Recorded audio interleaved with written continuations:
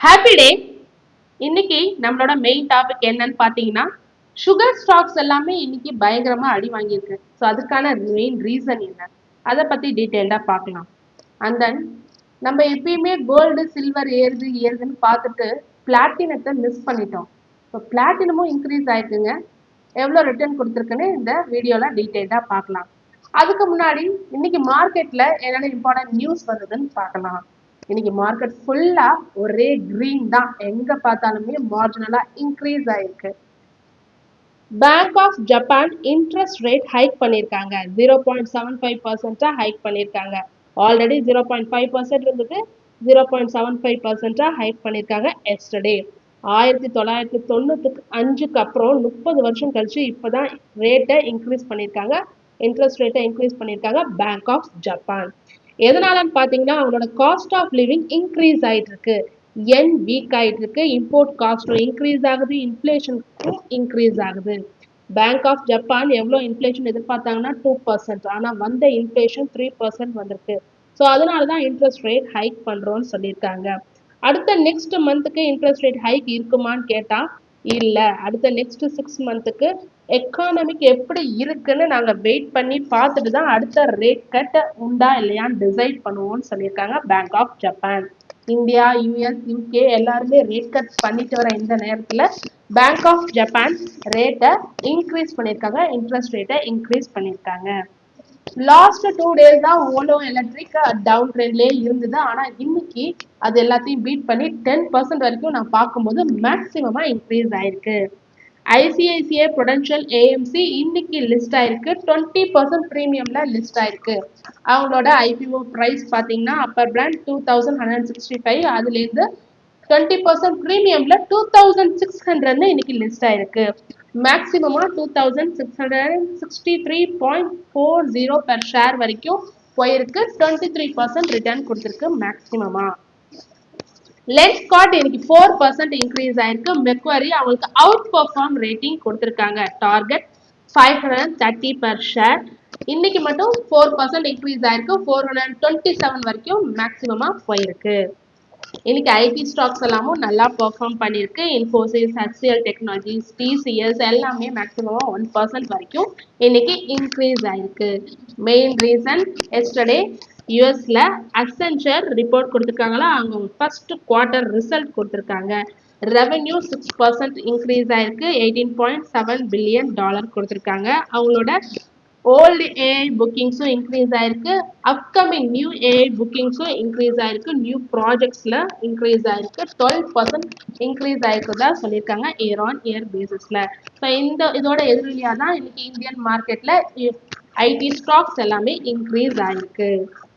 Vodafone ஐடியாவோட subsidiary விஐடிஐஎல் அவங்க rice பண்ண போறதா சொல்லியிருக்காங்க, 3300 crore என்சிடி மூலமா பண்ண போறதா சொல்லியிருக்காங்க. என்சிடி மீன்ஸ் நான் கன்வெர்ட்டிபிள் டிபென்ச்சர்ஸ். அப்படின்னா கம்பெனி நம்ம கிட்ட இருந்து பணம் பாரோ மணி, அதுக்கு ஒரு பிக்சட் இன்ட்ரெஸ்ட் கொடுப்பாங்க, ஆனால் ஷேர்ஸ் திரும்ப கொடுக்க மாட்டாங்க. No shares are given, it's NCD.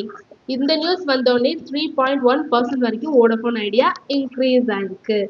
என்ன இந்த ரைஸ் பண்ணி என்ன பண்ண போறாங்கன்னா, இந்த மணியை எதுக்காக யூஸ் பண்ண போறாங்கன்னா அவங்களோட ஃபினான்ஷியல் ஸ்ட்ரென்த்தை இம்ப்ரூவ் பண்ண போறதா சொல்லியிருக்காங்க, டெப்டையும் மேனேஜ் பண்ண போறதா சொல்லியிருக்காங்க. அந்த நியூ டவர், ஃபைபர், 5G எக்ஸ்பான்ஷனுக்கு இதை மெயினாக யூஸ் பண்ண போறதா சொல்லியிருக்காங்க Vodafone idea. GPT infra project contract கிடைச்சிருக்கு, அதோட ஒர்க் பார்த்தீங்கன்னா 1804 crore கிடைச்சிருக்கு from municipal corporation greater Mumbai கிட்ட இருந்து கிடைச்சிருக்கு. இந்த நியூஸ் வந்தோடனே இன்னைக்கு 10% இன்க்ரீஸ் ஆயிருக்கு GPT infra project. Reliance consumer acquire பண்ணியிருக்காங்க 70% stake in Udhayam.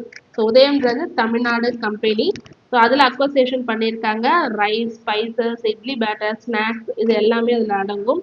So Reliance இதில் 70% அக்வசேஷன் பண்ணதுனால 1.9% வரைக்கும் இன்னைக்கு இன்க்ரீஸ் ஆயிருக்காங்க. 2 days பிஃபோர் தான் ரிலையன்ஸ் கன்சியூமர் எஸ்ஐஎல்ன்ற ஒரு கம்பெனியை அக்வசேஷன் பண்ணுறாங்க. இது மூலமாக என்ன தெரிய வருதுன்னா ரிலையன்ஸ் கன்சியூமர் நிறைய அக்வசேஷன் பண்ணிட்டு இருக்காங்க அவங்களோட கன்சியூமர் பிராண்டை எக்ஸ்பேண்ட் பண்றதுக்கு. அண்ட் தென் எஸ்டர்டே யூஎஸ்ல பாத்தீங்கன்னா ட்ரம்ப் யூஎஸ் பயோ செக்யூர் ஆக்ட்ன்றத சைன் பண்ணியிருக்காரு. இது ஒரு லா, இது எதுக்காக சைன் பண்ணியிருக்காங்கன்னு பார்த்தீங்கன்னா அமெரிக்கன் பயோடெக் அண்ட் ஹெல்த் டேட்டாவை ப்ரொடெக்ட் பண்ணுறதுக்காக தான் இந்த லா கொண்டு வந்திருக்காங்க. இதோட மெயின் எய்ம் என்னன்னு பார்த்தீங்கன்னா யூஎஸ் கவர்மெண்ட் ஏஜென்சிஸ் எல்லாம் பயோடெக் சர்வீசஸை ஃபாரின் கம்பெனிஸ் கிட்டேருந்து வாங்கக்கூடாதுன்றது தான் இதோட மெயின் எய்ம். ஒரு செக்யூரிட்டி ரிஸ்க்குக்காக தான் இது மெயினாக இந்த லாவை கொண்டு வந்திருக்காங்க. ட்ரம்ப் இந்த செப்பரேட் லா மட்டும் சைன் பண்ணல, ஒரு பெரிய டிஃபென்ஸ் பில்லையே சைன் பண்ணியிருக்காங்க. நேஷனல் டிஃபென்ஸ் ஆத்தரைசேஷன் ஆக்ட் 2026ன்ற பில்லை சைன் பண்ணியிருக்காங்க. அதில் ஒரு ஆக்ட் தான் இந்த பயோ செக்யூர் ஆக்ட்ன்றது. மெயினாக இவங்க சைனீஸ் பயோடெக் கம்பெனிஸ் கிட்ட தான் வாங்கிட்டு இருந்திருப்பாங்க. இதை அவாய்ட் பண்ணுறதுக்கு தான் சைனீஸை இப்போ அவாய்ட் பண்ணுறதுக்காக தான் இந்த பில் கொண்டு வரதா சொல்லப்பட்டிருக்கு. இந்தியா இஸ் அ ட்ரஸ்டட் ஒன்னு சொல்லியிருக்காங்க அவங்களுக்கு. ஸோ யூஎஸ் வந்து மோர் மெடிசின் இந்தியா கிட்ட இருந்து தான் இப்பயும் பை பண்ணிட்டு இருக்காங்க. ஸோ சைனீஸ் கிடையாது, இப்போ India is more medicine supply பண்றாங்க ஃபார் யூஎஸ். அதனால தான் இன்னைக்கு இந்தியன் மார்க்கெட்ல ஃபார்மா ஸ்டாக்ஸ் எல்லாமே இன்க்ரீஸ் ஆயிருக்கு.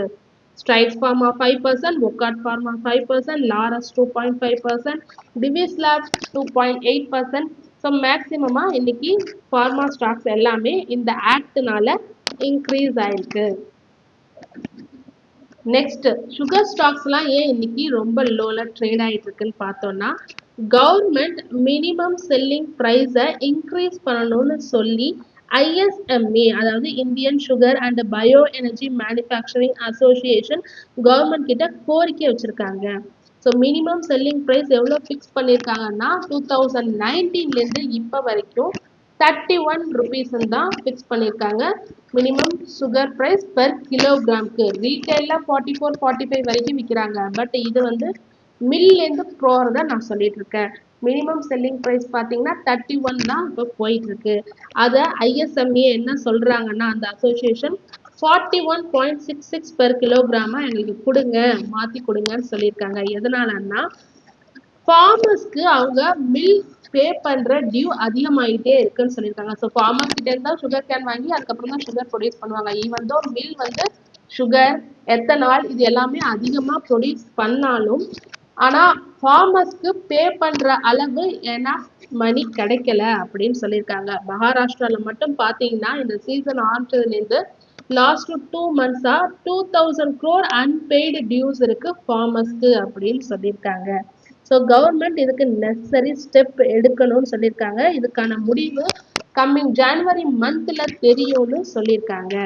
ஸோ 41 rupees போச்சுன்னா ஃபார்மர்ஸோட அன்பெய்ட் டியூஸும் பே பண்ணிடுவாங்க, சுகர் ப்ரைஸஸும் இன்க்ரீஸ் ஆகும். ஸோ சுகர் கம்பெனிக்கு இது ஒரு நல்லதுன்னு சொல்லியிருக்காங்க. ஸோ இந்த கவர்மெண்ட் ரூல் எப்படி சேஞ்ச் பண்ண போறாங்கன்னு ஜனவரி மந்த் தான் பொறுத்திருந்து பார்க்கணும். 31 to 41 இன்க்ரீஸ் ஆச்சுன்னா சுகர் ஸ்டாக்ஸ் எல்லாம் இன்க்ரீஸ் ஆக வாய்ப்பு இருக்கு. பட் இப்போதைக்கு 31 தான் இருக்கு. இன்னைக்கு என்னென்ன சுகர் ஸ்டாக்ஸ்லாம் டவுன் ஆயிருக்குன்னு பார்த்தீங்கன்னா பஜாஜ் இந்துஸ்தான் சுகர் 1.8%, பனாரி அம்மன் சுகர் 0.6% தான் இறங்கியிருக்கு. தாம்பூர் சுகர் 4.5% இறங்கியிருக்கு.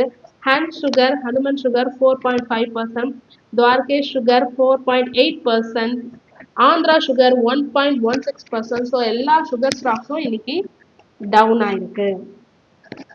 நெக்ஸ்ட் பார்த்தீங்கன்னா பிளாட்டினம், நம்ம கோல்டு சில்வர் இன்க்ரீஸ் ஆகுது, இந்துஸ்தான் ஜிங்க் இன்க்ரீஸ் ஆகுது, இந்துஸ்தான் காப்பர் இன்க்ரீஸ் ஆகுது, இதெல்லாம் பார்த்துட்டு இருந்துட்டோம். பிளாட்டினமும் இன்க்ரீஸ் ஆயிருக்குங்க. 18 years அப்புறம் இன்னைக்கு தான் பீக்குக்கு வந்திருக்கு. என்னன்னு பார்த்தீங்கன்னா பெர் அவுன்ஸுக்கு $1175 கொடுத்துருக்கு platinum. So some market like சைனாலலாம் பார்த்தீங்கன்னா பிளாட்டினம் 115% ரிட்டர்ன் கொடுத்துருக்கு. இந்த வருஷத்துல கோல்டு 65%, சில்வர் 130% ரிட்டர்ன் கொடுத்துருக்கு.